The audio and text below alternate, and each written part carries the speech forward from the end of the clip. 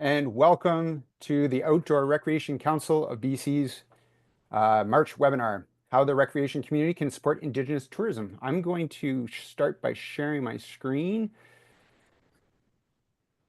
My name is Ryan Stewart, and I'm facilitating today's webinar for the Outdoor Recreation Council. Thanks for being here. I'll start with a little housekeeping. First, I want to acknowledge that I am grateful to live, work, and play on the ancestral and unceded territory of the Comox First Nation. And in the spirit of reconciliation, we are making a donation to the Adams Lake Indian Band's food pantry. The pantry is like a hyper-local food bank for people in the nation who are struggling with food security. They have a sea can that they're filling with dry goods right now, and they're raising money to buy a refrigerated sea can so they can provide more options. So, hoping for their success. Here's our agenda for today. I'll start off by saying feel free to put your pencils down. We are recording this webinar. We'll be sharing the recording with you later this week, along with key takeaway items, actions, and links to resources, things like that. We'll start with presentations from our four guests, followed by a question and answer session. We'll wrap things up around 2:15 Pacific time. If you have any questions during the webinar, please post them in the Q&A function. Someone might answer them directly. Otherwise, I will try to pose them to our guests during the Q&A portion. I apologize in advance for any that I don't have a chance to get to. Immediately following the webinar, there'll be a super short survey. Please stick around and take it. It only takes a moment, and it helps us do a better job with these webinars and cover topics that you want to see. The webinar is part of a monthly series put on by the Outdoor Recreation Council of BC, and today's webinar was made possible by the generous financial support of the Real Estate Foundation of BC. The Outdoor Recreation Council is the only unified voice for the outdoor recreation community in British Columbia. We represent more than 100 nonprofit organizations and 100,000 British Columbians, everyone from anglers and hunters to dirt bikers, bird watchers, rock climbers, anyone that's playing outdoors. We work to make the recreation sector more successful and vibrant. We do this by advocating for better legislation and policies, stakeholder collaboration, education and training, and funding. As a nonprofit, the Outdoor Recreation Council relies on outside funding sources, including donations from people like you. All donations are tax deductible and eligible for a tax receipt. You can find out more at the website orcbc.ca. All right, let's get on to today's webinar. We have four guests with us today who have firsthand experience with Indigenous tourism. Evangeline Clifton is the Economic Development Officer for the Heiltsuk Tribal Council and lead on the Waglisla Trail Project in Bella Bella. Nice. Shelley Witzke is the Project Manager for the Secwepemc Landmarks Project. I think I said that wrong. Shelley tried to get me to say it right, but I think I might have missed it, so I apologize. Adrian Lewis is the Manager of Tourism Development at the Maccabee Fossil Beds Heritage Site. And Chapman Shaw is the Corporate Service Manager for Indigenous Tourism BC. Thank you all for being here. I'm going to stop sharing my screen now and hand over to Evangeline to get us started here with a little bit of telling us a little bit about the Waglisla Trails in the Great Bear Rainforest. Evangeline. Oh, we might have lost Evangeline. So maybe we'll start with Shelley Witzke. Maybe you could take us from here if you don't mind. I don't mind. Thank you, Thanks. Cook Jam. I will just pull up my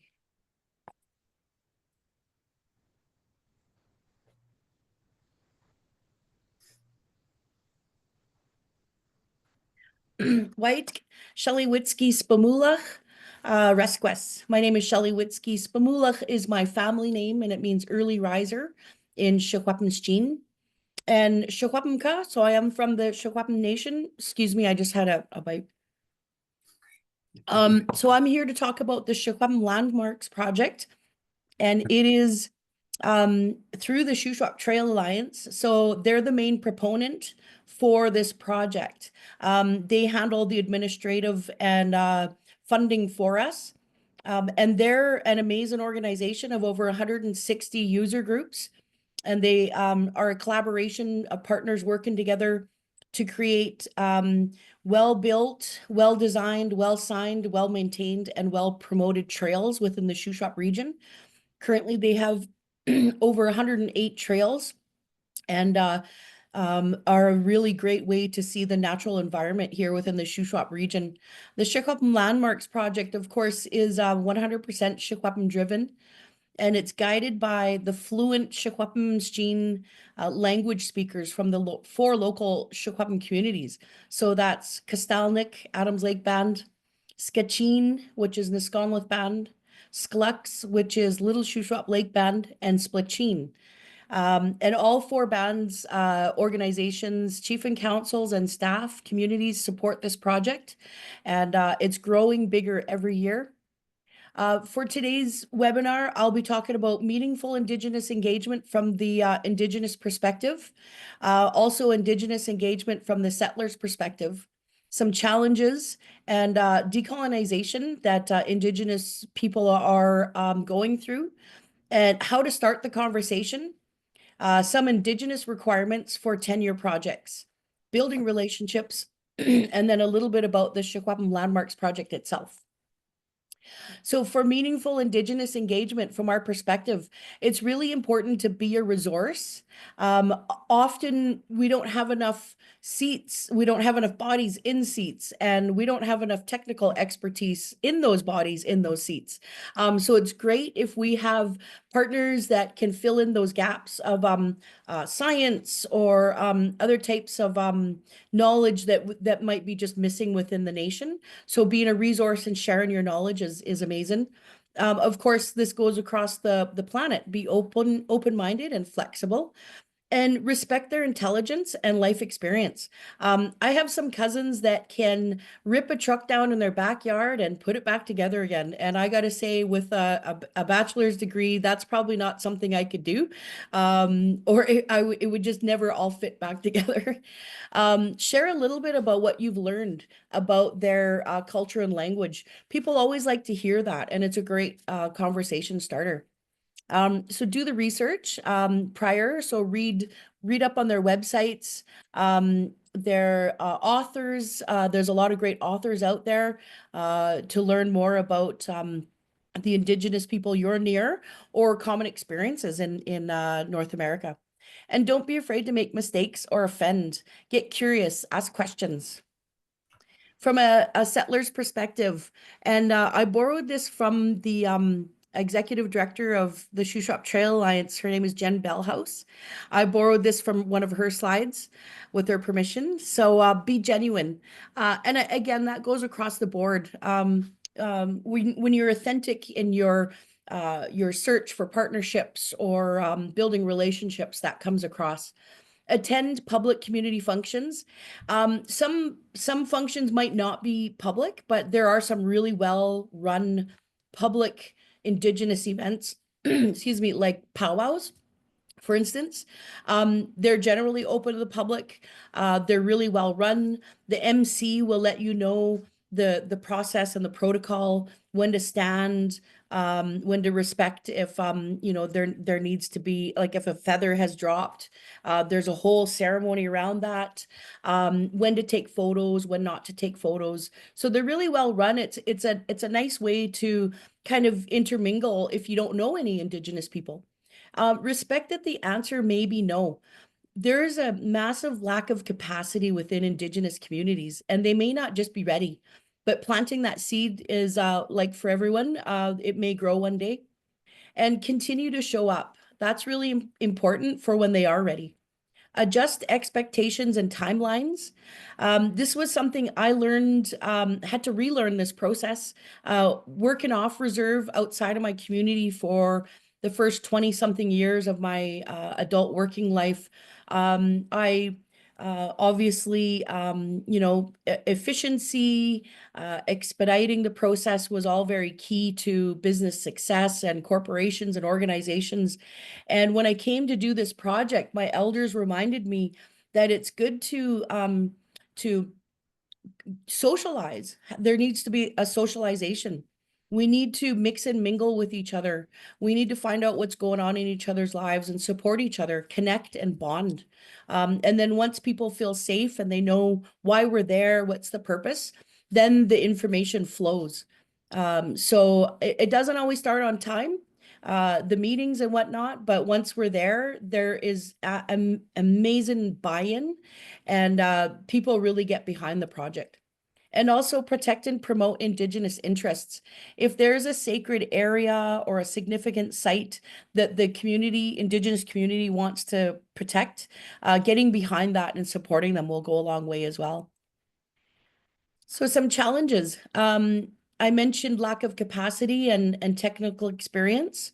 There's also marginalization of Indigenous people from mainstream society, including decision-making tables. Legal dismissal of Indigenous laws because they weren't written down, they weren't part of the Constitution, they often aren't seen as legitimate. So we are working on that. A lot of it is oral. And there's also cumulative and generational trauma resulting from genocide and assimilation policies. And there's a little slide here that I've borrowed from Elaine Alec. She does cultivating safe spaces workshops within the Syilx, the Okanagan Nation, and any other nation. And she gives out her presentations for free to all Indigenous people that want to use any part of it, which is amazing, just getting behind the work that needs to be done, the healing. So we know that there's trauma from physical, emotional, sexual abuse, war, childhood abuse, grief, loss, and you can see the other stems there that talk about it. Intergenerational is a big one within Indigenous nations. So understanding that there's this background that needs that Indigenous nations and peoples are working on is really key. One thing that I always remind people, and my community, my chief and council talk about this too, is we try not to get too far ahead of our people. We can go and make plans for economic development, sustainable development, and just leaps and bounds, but our people still need to heal in order to be present for those changes or be present for those opportunities. So that's really important. And also colonization. So the next slide talks about decolonization. We're in that process right now. And these are due to outdated government policies that created inequality between the nations, and has absolutely nothing to do. And I always state this, no one alive had anything to do with this, so it's not about shame or blame. It's the legacy that we are all left with. And I've worked in politics for about 15 years directly, half of that as a counselor with my nation, my community, and then supporting three bands, chief and councils in a political organization. And every person that I came across within the government, whatever department it was, they all were working towards reconciliation. So it's always good to note that we're just moving forward with that together. Of course, there's fear-based and love-based safe spaces. Fear, of course, came from when your children were taken from you, sickness and death. We all hear about the stories of smallpox infected blankets that were, part of the trading with Indigenous nations. Excuse me. Often those viruses and flus came throughout our communities way before contact. So that kind of is something that we're promoting as well-being and being able to heal. Exclusion versus inclusion, oppression versus freedom, being unable to follow our ancient governance systems, economies, food economies, how we used to feed ourselves. We used to, most Indigenous groups would have followed a seasonal round throughout their territory. And it was impossible to do that on little postage size reserves. So understanding that the federal government has a fiduciary duty to pay for very limited of our health and education is why those payments are in place. And you have to go through an approval process if you want to go to school and if you need dental work, etc. So it's not free money. It's there for a reason. And it's to help us to get caught up. If that's the right term, I'm not promoting anything about where if we're behind or not. In some ways, we're quite ahead. And then, of course, shame and validation. So just taking that time to, like we did this morning, making sure that everyone's prepared and ready, and just validating each other for safety. So a good way to start the conversation is to send a formal letter to the Indigenous community. Share news of your projects, invite them to your projects, meet with their staff if that's appropriate. And if they do respond to you, offer to partner on a project or offer to assist with one of theirs. Having a short PowerPoint, such as the ones you're going to see today, is a good way for them to get a visual.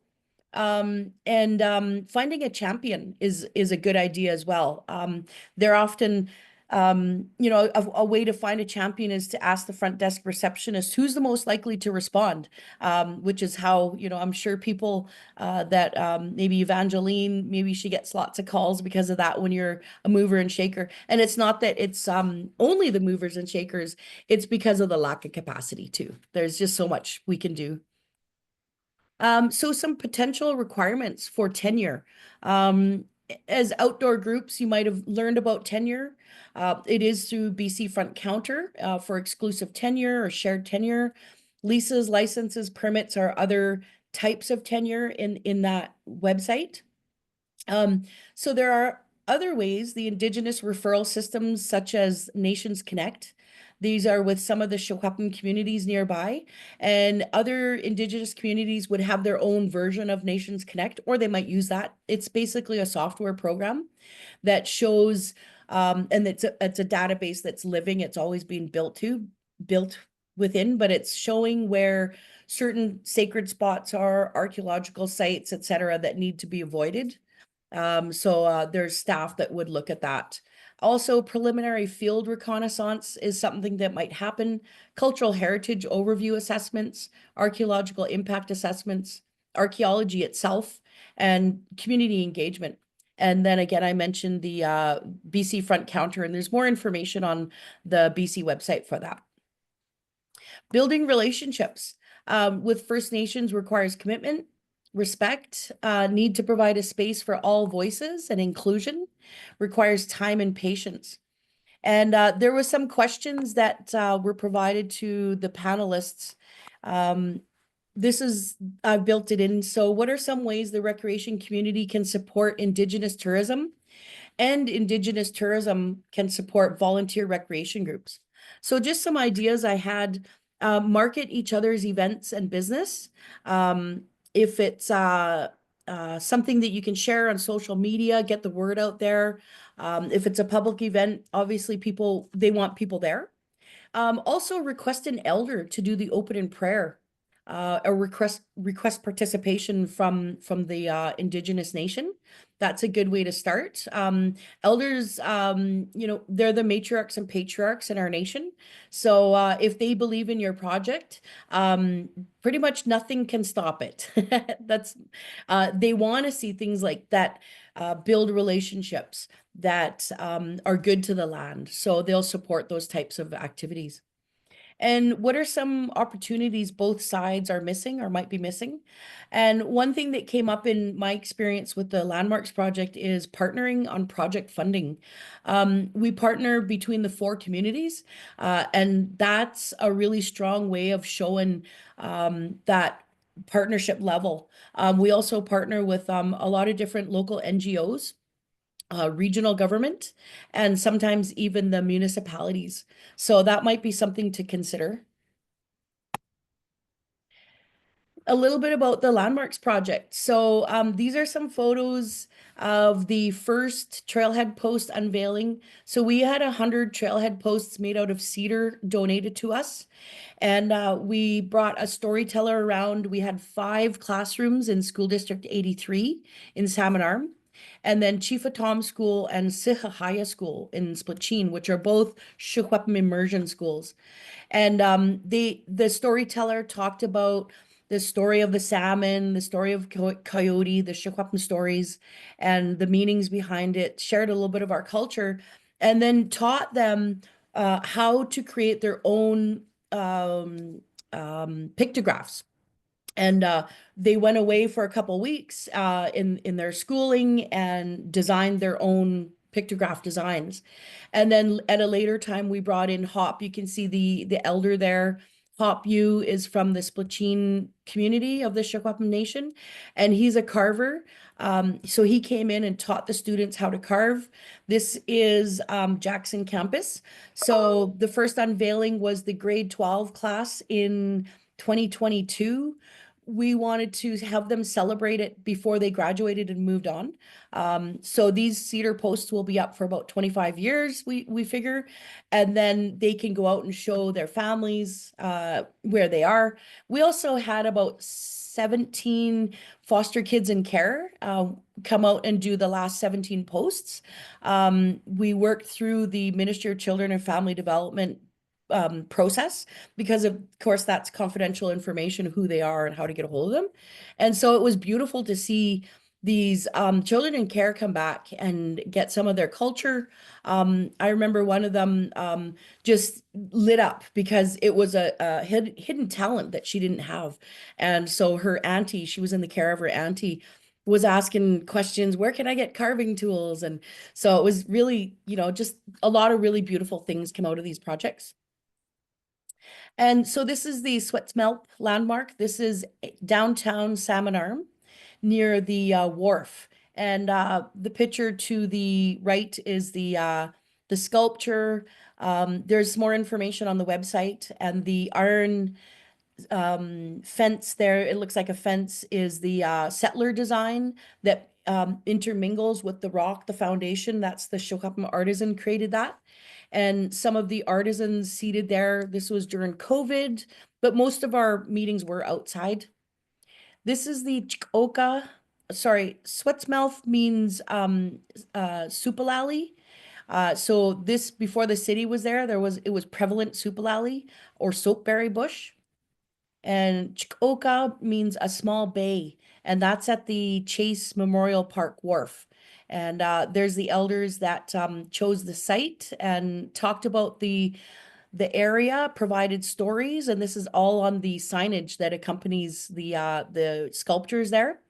You see the coyote rock or coyote pillar. That's the most, some of them are in that design, and some of them are in the iron sculptures, or sorry, the fire bowls.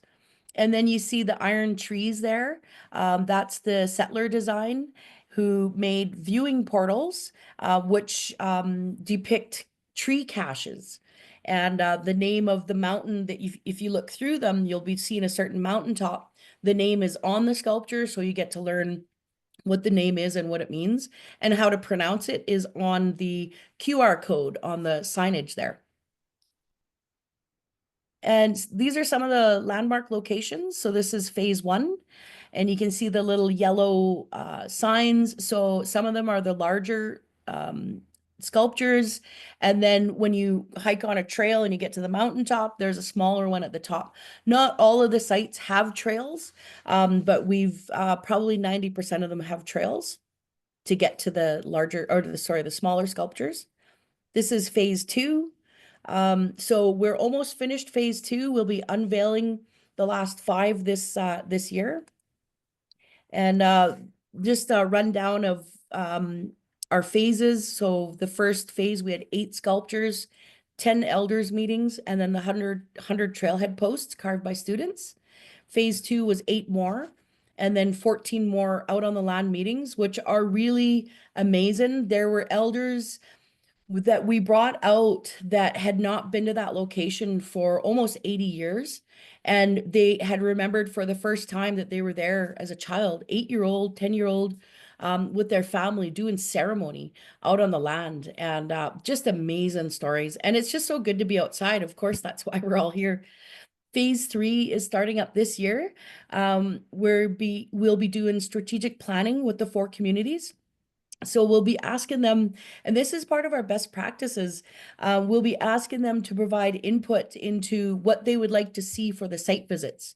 So part of our Secwepemc protocol is when you do hard work and you complete it, then it's time to rest and celebrate. So we wanted to do that by bringing the communities to all 16 sculpture locations. Two are will be pretty difficult, but we're going to figure it out with if maybe we fly a drone up and they can see it. They're really, really steep trails, so elders might not be able to get up there. But we'll be doing that this year. We wanted to get input. If we have something at, say, Pipsell, which is R.J. Haney Heritage Village outside of Salmon Arm, there's a sculpture there. Pipsell means trout. And it was a lake there that was drained later for agriculture, but one of the elders remembers that there was a lake there that she came to with her family to fish for trout. So maybe we do something around trout. So we're just trying to figure out what does a community want to do. Phase 4 will be, of course, the 16 sculpture site visits over 2 years. And then phase 5, we've been asked to do a booklet. So we'll be doing everything from the very beginning to the very end, to the booklet, group photos, high-res photos, all of the sculpture sites, and then the community coming out there. And in conclusion, this is about 32 of about the 45, 50 elders. Sometimes there's more. It depends on how many can attend. And this was near Switsmall, so near Salmon Arm. And these ones regularly attend. Absolutely amazing. They keep telling us they want more youth, Indigenous youth. So we're building that in. And here's 2 more questions. To what extent is the transportation mobility a barrier for Indigenous tourism? In my experience, it would depend on what type of tourism. So for instance, we have Adams Lake Indian Band has 2 campgrounds. And as a staff, Indigenous staff, and most of the staff are Indigenous from that either this community or the surrounding communities, they would be expected to get to the job.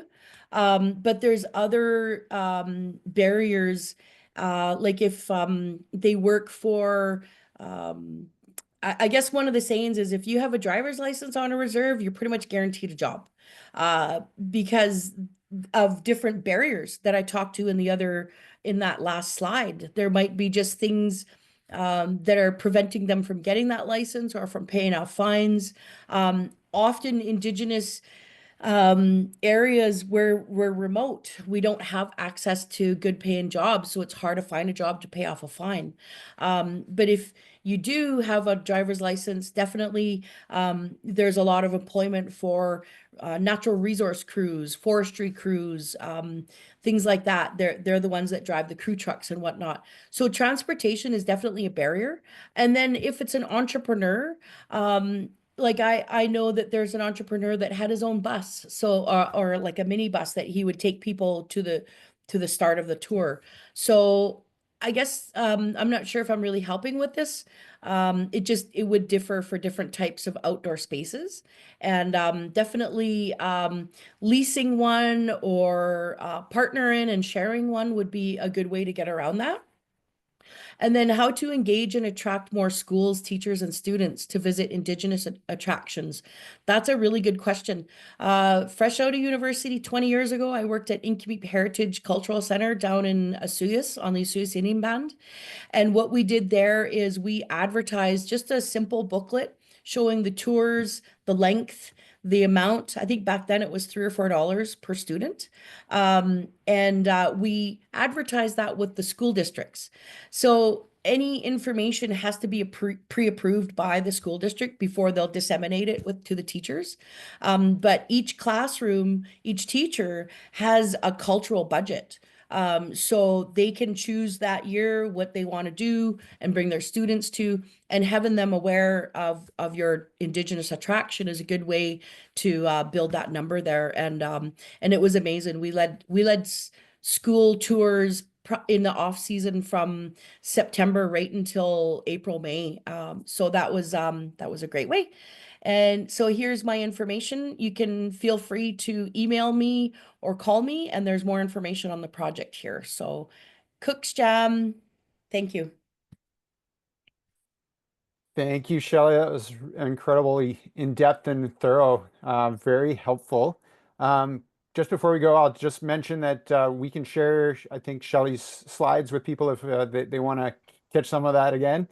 And Shelley, can you just touch really quickly, the Shuswap Trail Alliance has been involved in the Landmarks Project. Can you just talk a little bit briefly about how that partnership works and how you've been able to work together? Yes. So 5 years ago, there was a Secwepemc Lakes tourism project, and it was just prior to COVID. So we had gotten a little bit of traction with the same four communities, Secwepemc communities. And when COVID hit, we had to pivot. And so the beginning of this idea actually came a little bit before that. In 2016, the elders from the four communities went on a bus tour. We took them to Lake Louise and back. And what we did is we looked at all of the Trans-Canada Highway 1 expansion projects where they were doing the four laning. And they wanted us to look at places that were potentially sacred sites, trap lines, ancient villages, anything like that, spiritual areas that needed to be protected during the construction.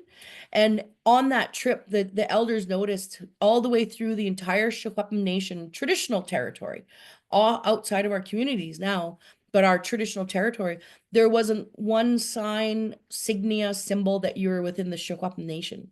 So when I had a little bit more time, when I ran for council, I decided to look at that. And so we worked with the Shuswap Trail Alliance because they were the best fit with the landmarks.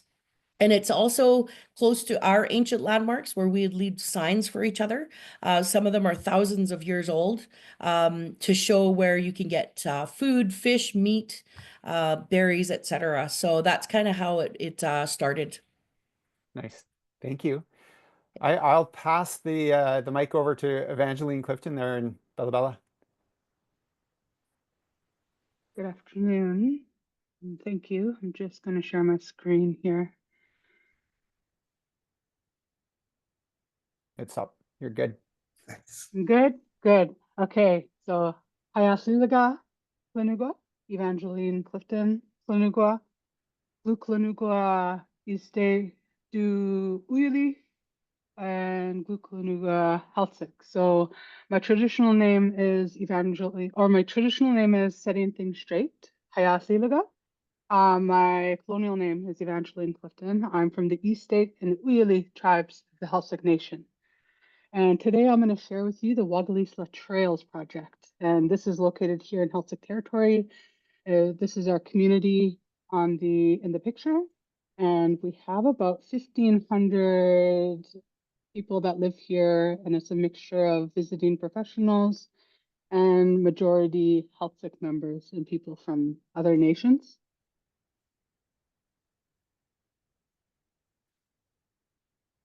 So this is Bella Bella.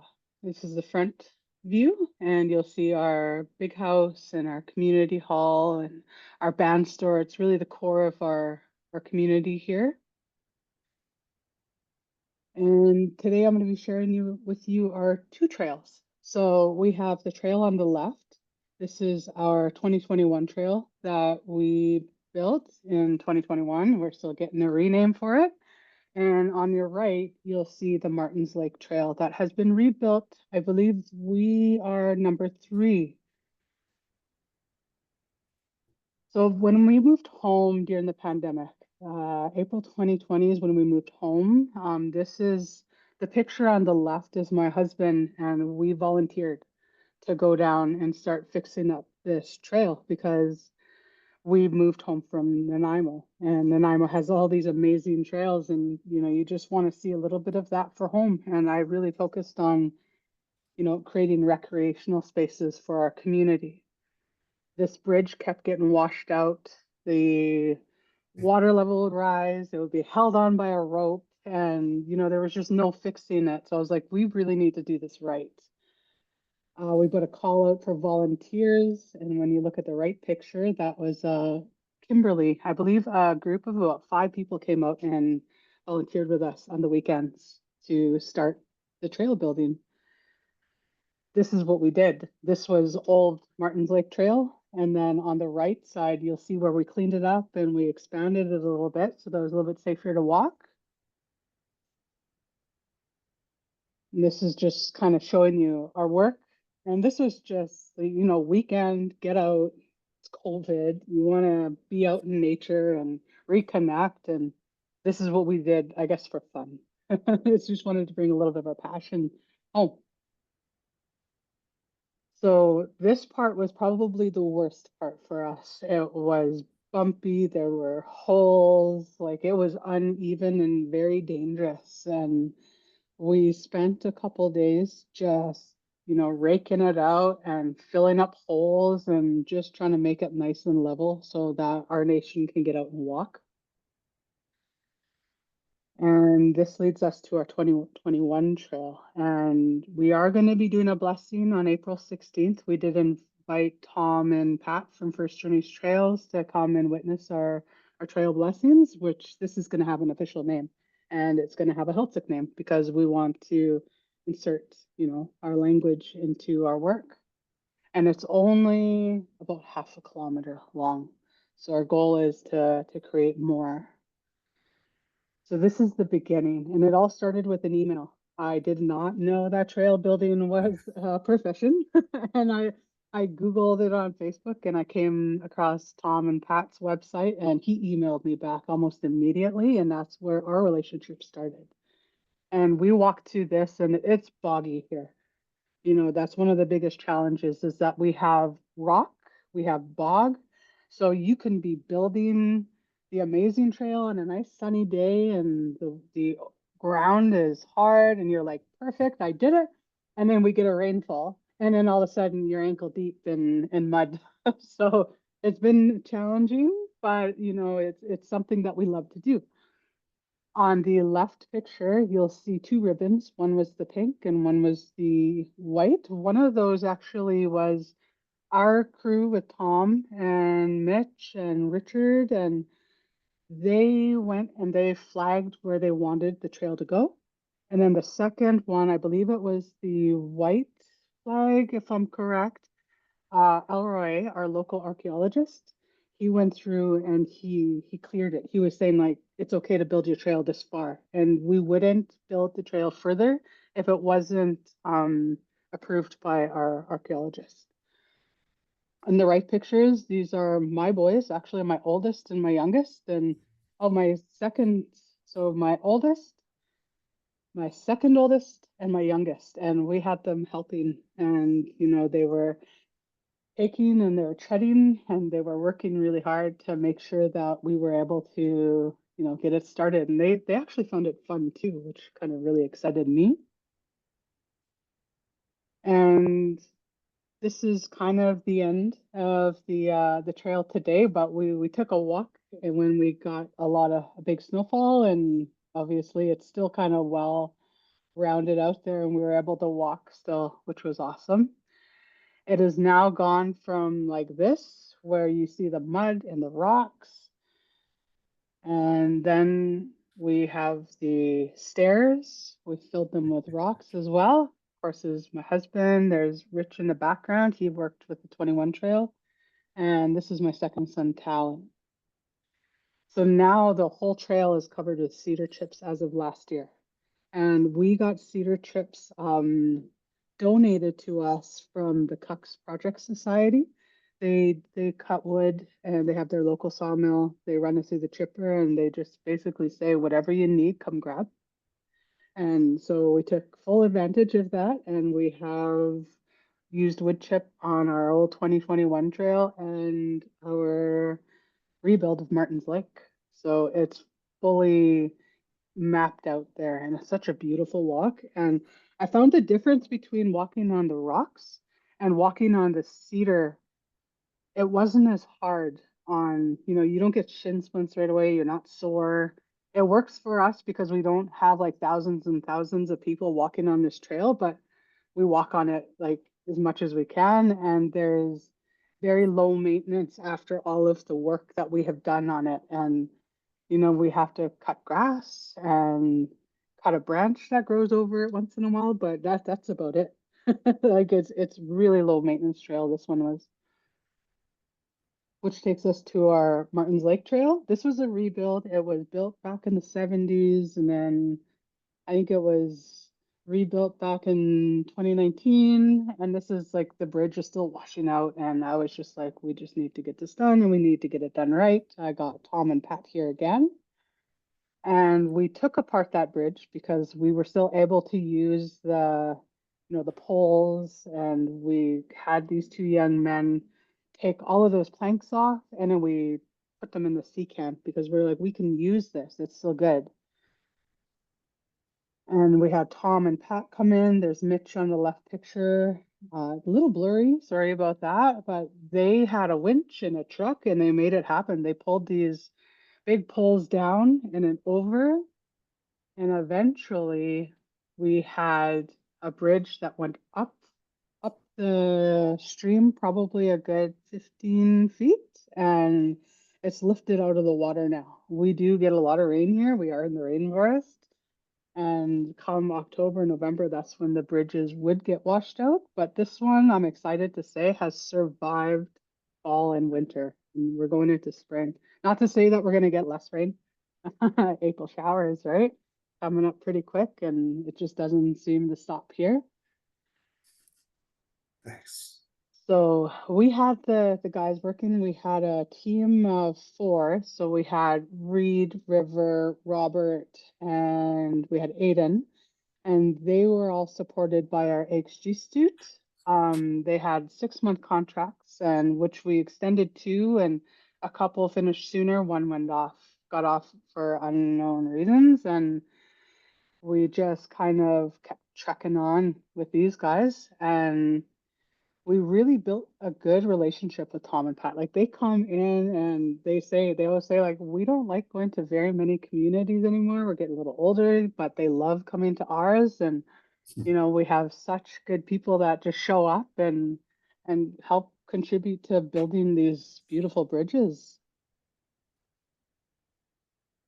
So I just wanted to share some pictures. We had the young boys, we had my son Mason, and we had his friend, and they were stripping the tree bark off, and then they built their own little benches. And I think we have about 12 benches throughout Martins Lake now that just, you can go sit there and just relax for the day.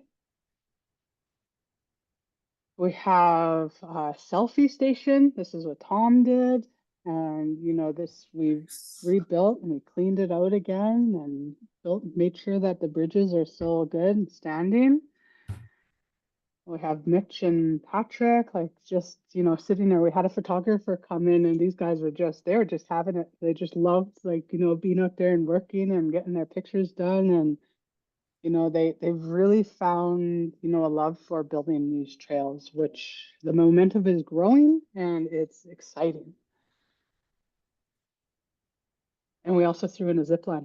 My mom tried to buy one for the back of our house, and we bought it off of her, and Tom and Pat fixed it up with cable wire that they had. And so people go down there, and it's so nice to see this place rejuvenated and revitalized, because this lake, actually, back in the early 90s, late 80s, is where we used to go swimming all the time. But nature was reclaiming the trails, and, grass and everything was growing everywhere. But now we see a lot more people going down there. I wish I started taking, trail cam photos of people from when we first started to today, because there's people that go down there almost daily. And this is when Tom and Pat were leaving. And this is our team. I think we're just missing Aiden in there. And this was our team from last year. So they left, and we still continued, and we built. And, we had Mitch built the bridge in the middle by himself, because, Tom and Pat, they come in, they give you workshops, they show you how it's done, they work with you, they give you the skills, and then you're able to build, right? And my goal is always to get that in, like, get the training, get the workshops, and then hire local to finish it. So we have them here for about 10 days tops, get what we need to get done, and then, really employ our own. This is part of the trail. So if you look on the very right of the trail, that was our original trail that went up and around the bend. There's actually a little creek on the top of past the bridge. And when it rains, it overflows and it floods, and all of this got washed out. And, we're sitting there ankle deep in water, and we're like, how do we fix this? How do we do this? How do we make sure that we can still walk this trail year round? Well, the guys came together, and with the skills that they got from First Journeys Trails, they built another bridge. And we kind of cut off, where the original trail went down on the left picture, and they put in posts and beams, and they just started building. And this is them just, putting the roofing tiles on the bridge, and we just, yeah, no, everything just seemed to come together last year because they were able to build that bridge, and it kind of connects to another bridge, and we're able to walk it throughout the seasons now, which is beautiful. I mean, you could just go in and take a walk, and it doesn't feel like you're, in a small community. Like you're in nature, and it's beautiful, and you're reconnecting, and you're getting revitalized, and everything that, nature does to you, right? And we also took another walk there in the winter too. Like, I'm not one that just stops. I'm like, we need to get out. We need to check it after the biggest rainfall. We need to check it during the sun and the snow, and just see what's cracking, what's not, what's there, what isn't, and what we need to fix for next year. Like, it's not just, the job's done, I'm done, we're over. I'm like, if I can volunteer when I first moved home to get this trail done, I'm gonna keep doing this, like, as part of my work, and part of my weekends to get out there just to monitor kind of what we have going. So this is me and my husband in 2020. And this is when we first started building the trails. And then this is the selfie station in the middle that Tom built. And you just put your camera in the top, and you set your timer, and the picture on the right is what it takes. So it's just a really beautiful experience to be able to, contribute to our community on this level. I've always said, and similar to Shelley, I've also been on council, and I'm always like, we got to get healthy before we get well. We need to create some recreational opportunities for our community, help people get healthy, and then they'll be wanting to come out to work. And of course, these are, alternatives to the basic everyday job, but you're out there, and you're not just cutting bushes, you're not just clearing a little path. Like, you have to do the foundations, you have to cut the trees off to the side, you got to make sure it doesn't get returned back to nature. Because some of those ferns, they were taller than me when we went down there. You walk down there on a wet day, you're soaked. So we've had like quite a good go at it. And this year we're going to be building another bridge down at Martin's. We're just going to expand on it a little bit more. And we just got two, I think it was 40 or 50-foot BC Hydro poles donated to us from BC Hydro through an email from Tom. So we're pretty excited to get that done, because we did find out that we do have coho, and we do have chum, and we do have trout that all go up that lake, and it's pretty exciting to sit and see them in the fall.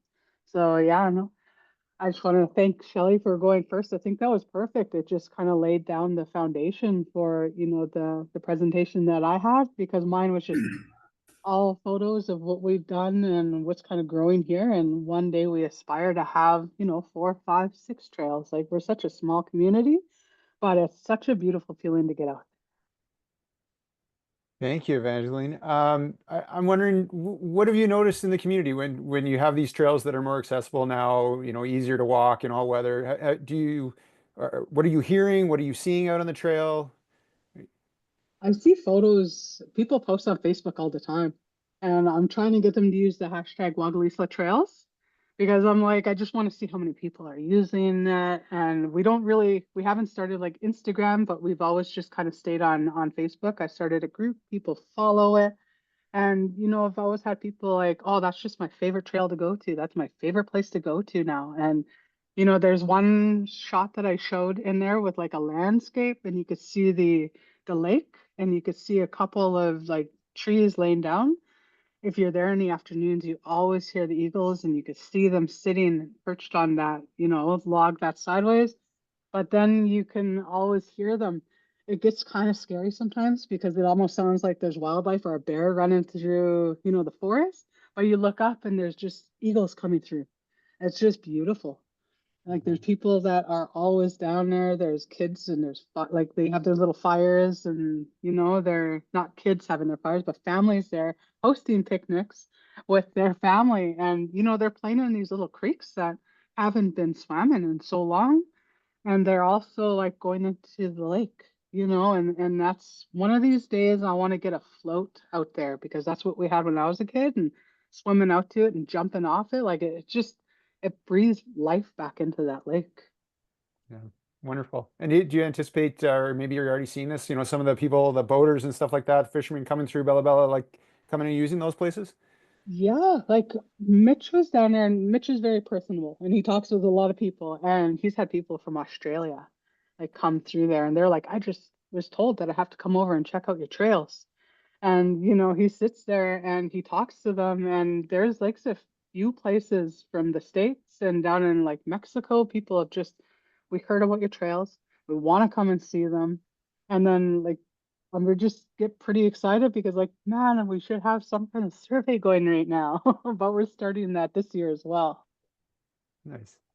Excellent. All right. Well, just with some time constraints coming up here, I'm going to pass it on to Adrian there to tell us a little bit about the Maccabee fossils, fossil beds. So hand it over there, Adrian. Hey there, guys. Okay, so what we're doing over at Maccabee, it's a fairly new trail concept, trail system that's taking place. And there's about roughly 4 trails. And we started the construction of the trails back in 2020. It started off with Paul McIntyre from the Shuswap Trail Alliance. And he did an excellent job on that first trail. It's just like what Evangelina was mentioning. Each land shows its different challenges. Like from the coast, you could have some nice soft grounds, but here in the desert, it posed a little bit more of a problem. The ground was hard in most of the areas, especially when we had to put posts, a fence, the panels into the ground. Yeah, it was just it's an awesome little challenge. But sorry, let me introduce myself first here. Adrian Halachwe, Nishka, Timsian Niye, Kisgas, Wallen will get some whelp, Gingola, Gikakla, Niye. My name is Adrian. I come from the Nishka and the Tsimshian nations, which is found in the Prince Rupert area. And I belong to the house of my ancestors, the Kilawale clan. My dad comes from the Kinkolith, also known as the place of skulls, and my mother comes from Kikakla. That would be translated into the house of killer whales. So coming out this way here, I've always been asked to do the medicinal tours. And being from the coast and coming into the interior part, it posed a great challenge, but challenges, they should always be welcomed.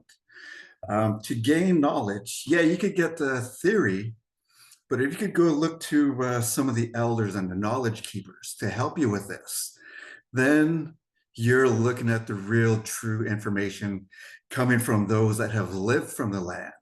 And on top of that, they'll be showing you the plants and you get to try it out yourself. So if you ever get a chance to learn about another region's plant technology, by all means do it. Yeah, you'll shy away a little bit at first, but take on that challenge. And I do got to apologize. I don't have that wonderful PowerPoint display that both Shelley and Evangelina showed there. And yeah, you'll just be seeing my face here at first. So what do we got going on right now at Maccabee? We've got 2 trails that are the beginner level of hiking. There's very little incline. And we've got 2 trails that are along the intermediate medium level. So if you're going to do a loop, yeah, we got 10.5 kilometers worth of trails, but roughly you're looking at about 6 kilometers that are kind of like the medium intermediate level. You have to have the proper footwear for this. Some sections, they are quite steep. And One of the challenges that we face over at Maccabee Fossil Beds is the repeat workers. Because for about 2 to 3 weeks, we are looking at temperatures that are roughly around the 40+ degree weather. And with the desert area, because this is kind of like a fire region, back in 2012 or 2017, there was a fire known as the Elephant Hill Fire, and it burned out a lot of the trees, and quite a few of the local wildlife suffered in that area. So if you're looking for shade, you're not going to get much of it over at Maccabee Fossil Beds.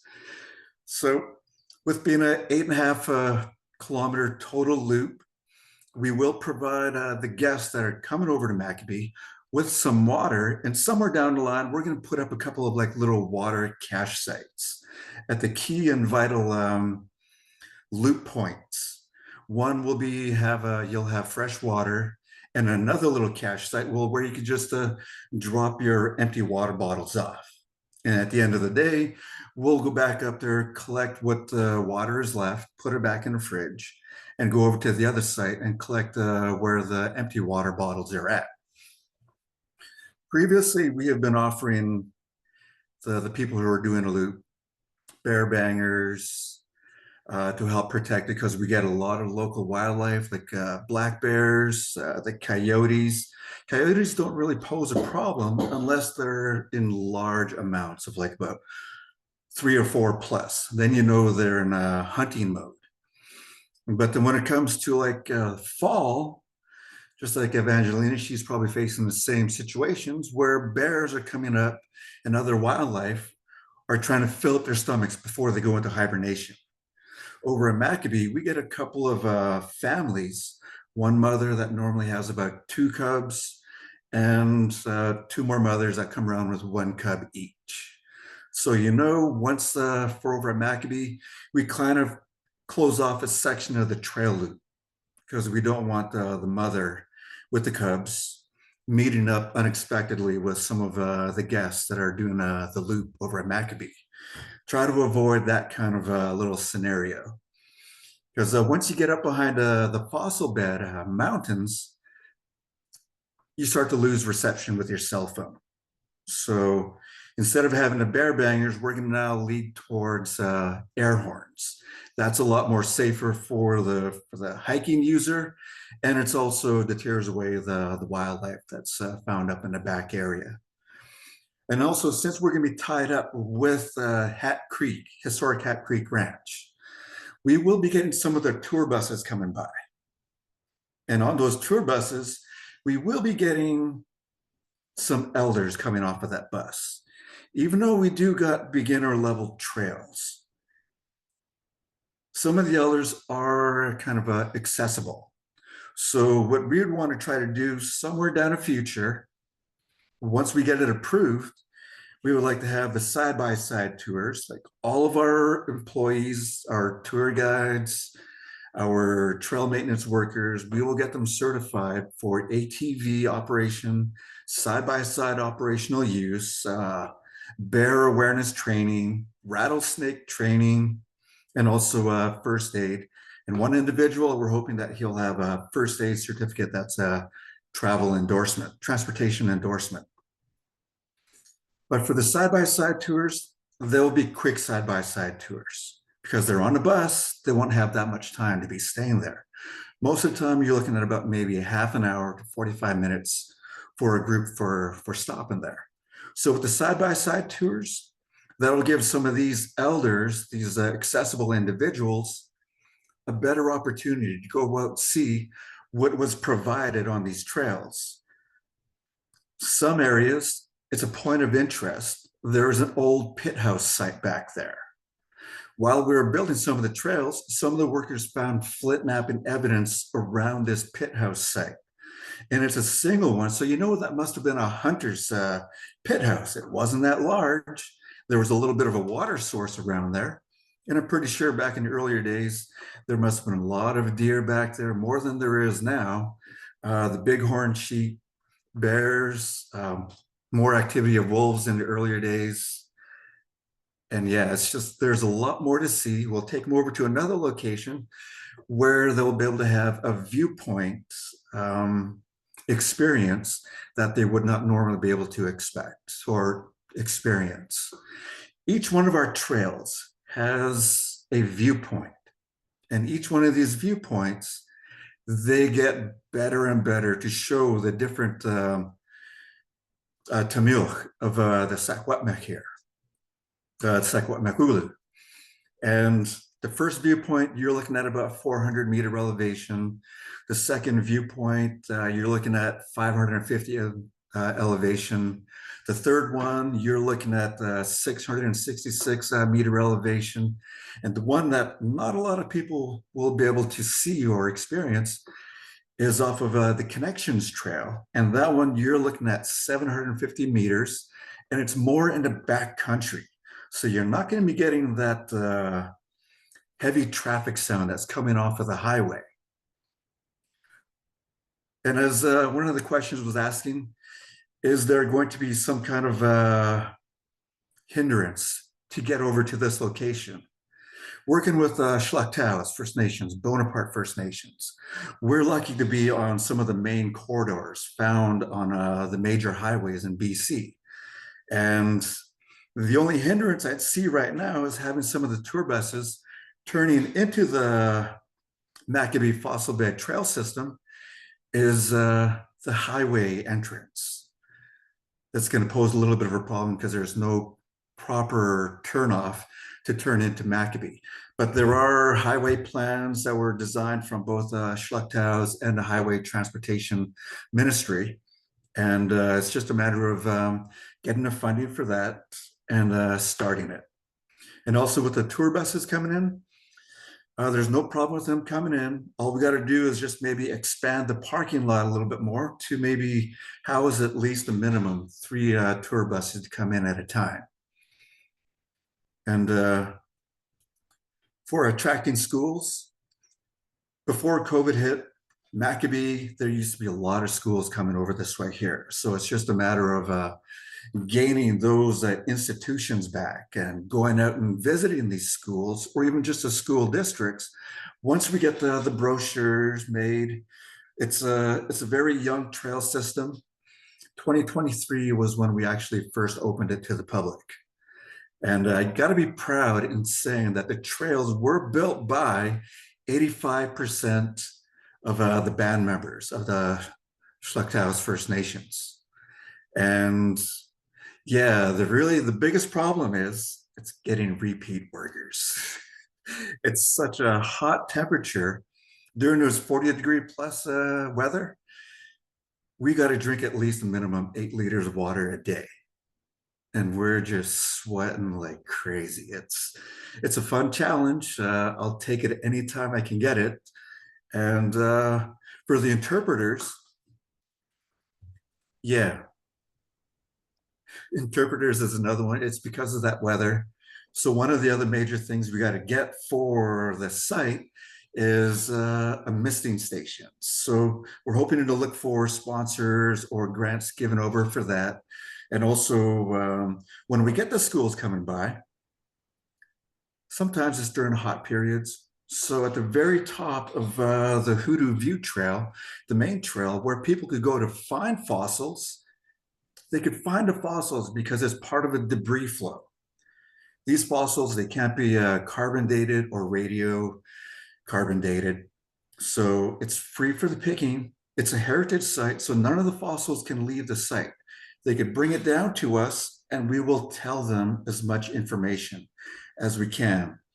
So being the lead guide over there, yeah, I'm learning about paleontology, I'm learning about geology, but Maccabee offers that, but also anthropology, archaeology, settler history, First Nations history, and also the panels that were designed, brilliant job, interior designs in Kamloops.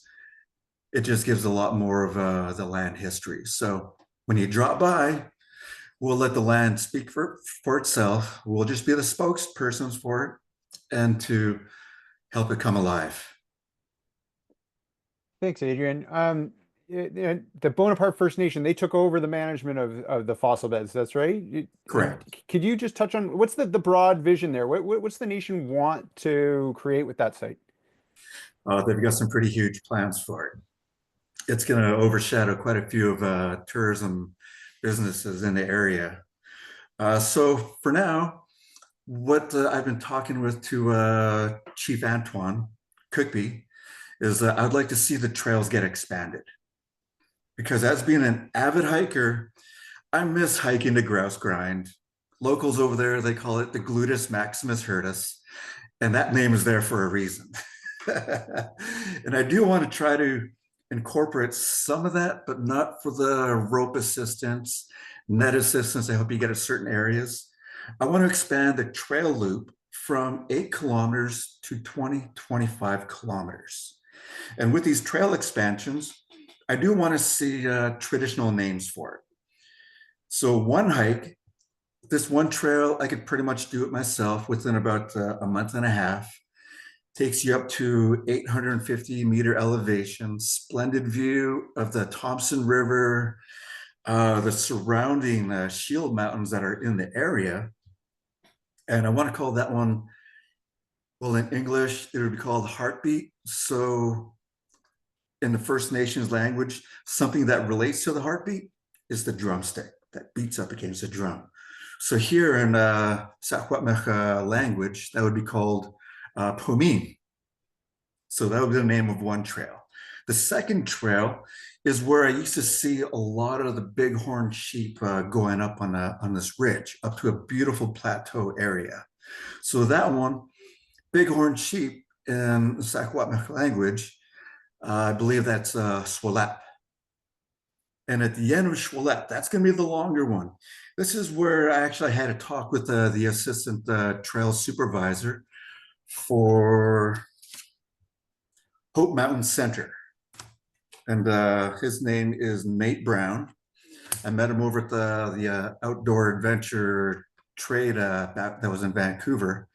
And we both expressed that we would like to help each other out. So he'll come over here, help us with the trail building, and that would be awesome. And with me taking up the BATM over TRU and also working along with the adventure tourism studies at TRU, we could see if some of those tourism students want to come over to Maccabee to get some experience with trail building. So this is going to be a good pitch for the band. And also having a gazebo style pit house location on top of this one plateau, which is going to be roughly about 900-meter elevation. Beautiful. There's not going to be a whole lot of vandalism, but to get up to that spot, you're almost looking at about 6.5 to 7 kilometers to get to it. Wow. So if you get up there and do something, well, you kind of deserve it because that's a long and kind of steep hike. That one's going to be about the intermediate to kind of like a little bit harder level hiking to get up there. And to connect those two trails, it's going to be going up onto this large mountain in the background. Next to no shade, but the good thing is that a lot of the trees that have fallen from a lot of the wind that have taken place and from some of the fires, we could get one of the Bonaparte, the Schluchthaus chainsaw operators, just to cut those trees in half, dig some holes, put them into the ground with a good foundation to create wind barriers and also get them some shade from the sun. And yeah, that one, I still got to find a name that I wanted to give it the name Cardiac because I've hiked it a couple of times. It's a really hard trail to hike. And I want this place to become a destination for training. 20 to 25 kilometers, that's a place a lot of people are looking for to go for hikes. And I missed the Twin Lions, Lynn Peak, Norvan Falls out in the Vancouver area. Those guys, long, two of them are kind of challenging, especially the Twin Lions. I almost gave up halfway as going up there. I was hiking with a couple of young guys that were like goats. So to create that kind of experience for people to come out into this untapped corridor for hiking, 20 to 25 kilometers is a perfect range for them to come here and try to design the trails so that if they want to jog it, I've started with a couple of the trails already, where some of the little switchbacks, I put up like a little mini burr on the side of it. So they've got more of a smoother run around these little switchbacks. Nice. Sounds like it'd be an And amazing trail destination. It'll be, yeah, somewhere to yeah, go. Yeah. but also talks with the chief here, Cook B. Antoine. He wants to have like a interpretational site, an education building, and also an amphitheater style pit house that's going to be used for powwows or concerts Oh, in the area. And to have the Maccabee fossil bed mountain in the background, it's not going to be like Red Rock, but it's still going to be a cool backdrop for an amphitheater style pit house. yeah. Oh, amazing. Amazing vision. Excellent. I'll move on to Chapman here just as we're running out of time. So Chapman, tell us a little bit about that kind of give us that a little bit more overview of the Indigenous tourism and going on in the province and where recreation can fit in there and really support. Yeah, thank you. Awesome. I mean, I just gotta first say, um, the three stories and the three presentations we just heard from, this is exactly what it's about for Indigenous tourism BC. When we talk about what Indigenous tourism is, we talk about that connection to the land. We talk about that revitalization of language and culture and that ability to create spaces for elders and people, carrying those message forward to visitors, creating those spaces. And when we talk about outdoor recreation, outdoor recreation is the backbone of tourism when you think about it. When you see British Columbia promoted at a national level, domestic level, whatever it is, you're looking at nature. You're looking at trails, you're looking at people outdoors. So it's an integral part. So at ITBC, when how we approach supporting outdoor recreation, I think it has just been wonderful in how we're creating opportunities through the ITBC training program. And I do got to say, I heard his name come up with Patrick Lewis and Evangeline. It might be a spoiler alert, but we got a few things to talk about in regards to your trail networks. But working with Patrick Lewis and the Indigenous Youth Mountain Biking Program, we've been able to find a way to be able to support nation-led initiatives in providing that training, that much needed training and capability in community to be able to determine yourself, to be able to maintain these trails, build these trails, upkeep these pathways. So it's really important to us to be able to support these initiatives because ultimately, these are the paths and trails most of our visitors will utilize when they arrive here in British Columbia. And having that signage up is so important. Understanding and being able to provide people with that opportunity to understand the people, place, and culture that they visit is huge to us. And this is the essence of what Indigenous Tourism BC supports. So essentially, I just want to give it up to the three before me here because honestly, that's what it's all about, sharing in these stories. The Secwepemc Landmark Project is going to be one of a kind in what they're doing there. The trail building and commitment from the volunteers and Evangeline's team. It's just incredible to be able to support their community and provide those opportunities for recreation. And then you just hear Adrian's storytelling ability and you hear the passion and the intentions behind what he's building and what Chief Frank is visioning for his territory and his peoples and what they're going to be able to do with outdoor recreation to support tourism, to support their stories as well. Ultimately, it's about providing opportunities to advance Indigenous tourism, outdoor recreation, and create a sustainable future for all of us. Because when we talk about this, it's always about the 7 generations, and the more we can do now to contribute to the brighter future for our next 7 generations, it's through the land and making sure that we steward this land and we leave it there just as, if not better than it was today, for the future tomorrow. I'll kick it back to you, Ryan. I think that's really all. We're up 2:14, so I just wanted to get in as much as I can. I appreciate it. Yeah, we are running right up against the time there. But I will ask you just before we go, I mean, are there some other projects where you have seen the outdoor recreation community and Indigenous tourism, support or partner together in ways that you would highlight some interesting projects? Yeah, I mean, I know actually just a couple of notes in how to, work with Indigenous communities. How can outdoor recreation groups, partner with First Nations communities and Indigenous communities? And I think a great example out there, and I just recently I found out about them, but the Squamish Off-Road Cycling Association is actually, one of the first, and actually I believe it's the first to have an MOU with the local First Nation, the host territory. They established a partnership that, they work together on these trails. They work on what areas and what when we talk about trails, some are sacred, some are pathways, and like Evangeline was talking about, we have archaeologists survey this area before they go ahead and build things, because you might unearth something that is just beautiful and sacred, and you don't want to disturb that. You want to be able to find those opportunities, to work with those nations and everybody in a good way. And I think SORC has done a really great job of that. Beyond that, what we're doing through youth initiatives, I think is so important. We heard Shelley talk about it. Providing opportunities for our youth to be around elders and knowledge keepers and exchange that knowledge is so important in how we get them and build that attachment back to the land, to really refocus that and put all of our energy back into it. Nice. All right. We are running short, so I'll just wrap things up here. I want to thank all four of you for taking the time to share your knowledge and perspectives with us today. Really appreciate you doing that. And I also want to thank the Real Estate Foundation of BC for helping us to make today's webinar possible, and everyone in the audience for joining us. This webinar is part of a regular series. The next one is scheduled for April 8th, and the topic is how outdoor recreation organizations can play a part in forest fire mitigation and preparation in their communities.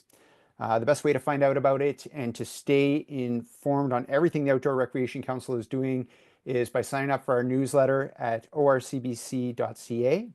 And please stick around for a survey. It's a great place to let us know about anything you wish we'd cover today and any topics you'd like us to tackle in the future. It loads right after I stop talking. And with that, I will say goodbye. Again, thank you to everybody and have a great rest of your day.